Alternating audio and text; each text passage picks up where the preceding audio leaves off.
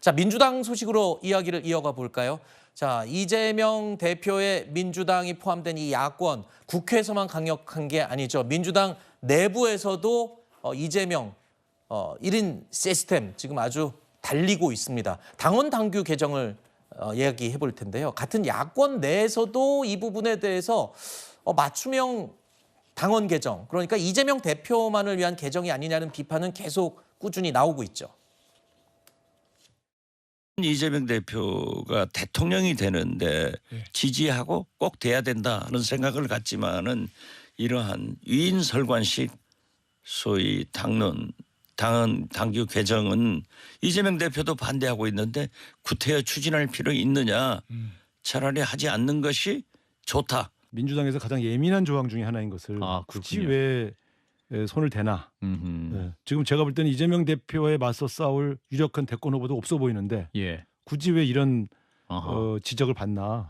이런 것들이 제가 볼 때는 조금 서툴렀다. 자, 이런 비판의 목소리가 나오던 끝에 바로 어제는요. 급기야 원조 친명으로 분류되는 김영진 의원 입에서도 비판의 목소리가 나왔습니다.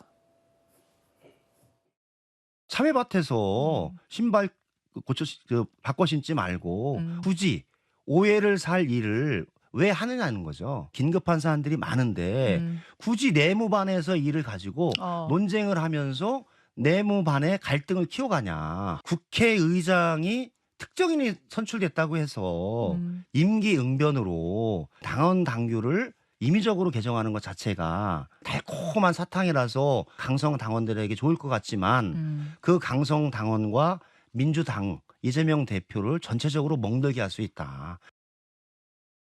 자, 김영진 의원이요. 지금 들으신 내용은 오늘 아침에 라디오에서 한 말이고 어제도 비판의 목소리를 냈습니다. 그러니까 민주당 내부를 퇴보시키는 비민주적인 그런 비판을 직면할 것이다. 이런 얘기를 했고요. 그리고 또 이어서 오늘 또 비판의 목소리를 이어간 겁니다.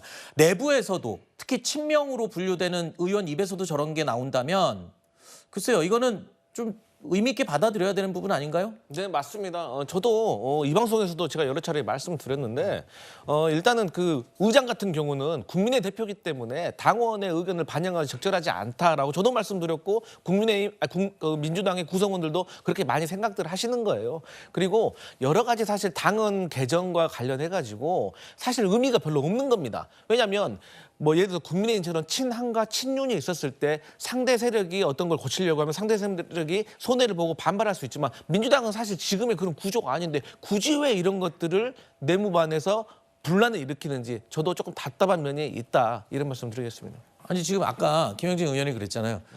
오해 살 행동하지 마라. 민주당이 욕먹는다 나중에. 그러니까 지금 대통령 임기가 당겨질 것을 대비한 또는 지방선거 내지는 전국구 단위의 선거까지 공천권을 행사하려는 것, 이런 것들, 또 당원 반영 비율을 20%로 높인 것들, 이런 것들이 다 이재명 체제에 유리한 당원이기 때문에 그런 비판이 나올 수 있는 거잖아요. 그러니까 이게 굳이 오해를 살 만한 행동들을 하고 있는 것 같아요. 그러니까 왜냐하면 부정부패 기소 시 이 직무정지 조항을 굳이 삭제하지 않더라도 이미 기존에도 직무정지를 시키지 않고 따로 이 의결을 통해서 또는 내부적인 판단을 통해서 계속 직책을 유지하게끔 하는 방향으로 가고 있습니다.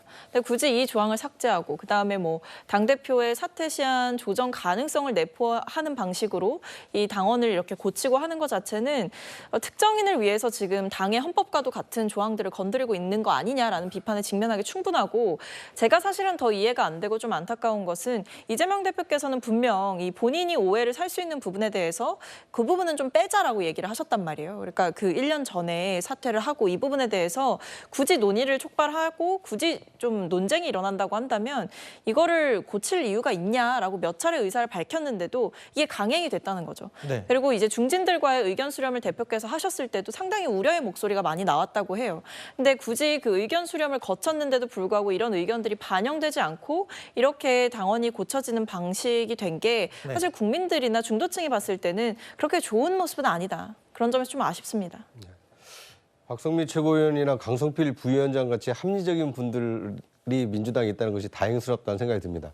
저는 민주당의 당원 당규 개정을 보면서 조항이 그렇습니다. 특별하고 상당한 사유가 있을 때는 당대표의 사퇴 시한을 조정할 수 있다.